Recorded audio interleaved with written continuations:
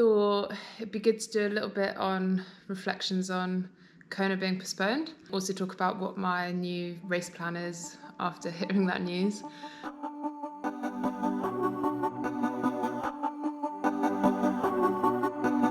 I'm a blanket, warm and stunned, and we feel like it's home. We've been like this for most of our lives now, and I'm a taker, would transform like the meat off the bone. We've been like this for most of our lives now.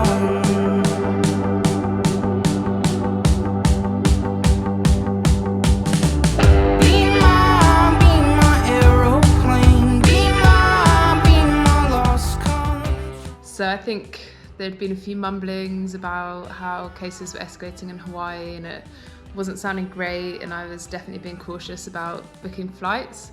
But I also thought that actually it was still quite likely that Kona would go ahead. So when the news came out, I think it's obviously disappointing. Put in a big block and I was really excited to go out and race my first Kona as a pro. You know, when you're weighing up the situation in the rest of the world, some of what's going on in Afghanistan and just other situations, I think puts everything into perspective and really makes you think that, you know, we get to do this amazing job, travel around the world, see these amazing places. If we have to wait a bit longer to go and do that championship race, then so be it. I think the other positives for me are I've actually just started to see like a really consistent, good improvements in my swimming. So actually another 5 months of working on that and really getting a bit more speed, getting more consistent with it means that I'm in a much better place to race and hopefully be in that main pack coming out. Seeing that as a real positive, it means I get to go race another Ironman, test out a few other things and kind of see where my training's at and see what else I've got to work on over winter. Escaping the UK in the depths of winter when it's really miserable here in sort of February, also not a bad thing. It definitely means some of the training over winter will be tough and not really looking forward to having to train properly through Christmas. But I think overall, lots of positives. Let's hope that it can go ahead in February.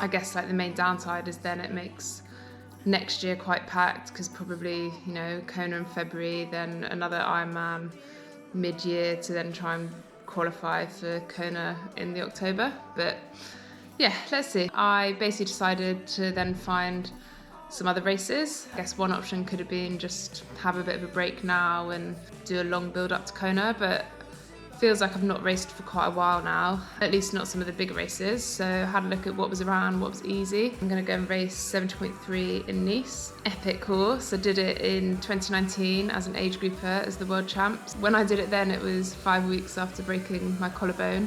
So definitely think I can at least get a big PB on that course. Yeah, just absolutely love the course. It's amazing. You get this nice sea swim, a little bit of flat, epic climb, incredible descent, a little bit more flat back into the city, and a couple of laps on the promenade. I've got quite a lot of friends going out to do it. So again, it should be a really fun weekend of racing out there. So that'll be fun to kind of see where my 70.3 form's at. And then I'm going to do Ironman Mallorca. Again, looks like an epic course. I've done the 70.3 there, really enjoyed it.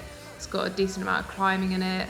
I also think it's going to end up being a really competitive race because I think a lot of the Europeans not doing Kona will go and do Mallorca because it's easy to get to and it looks like a really nice course. So that should make it pretty fun as well. Feel positive that I've got some other good races to work towards. More time to get better before Kona.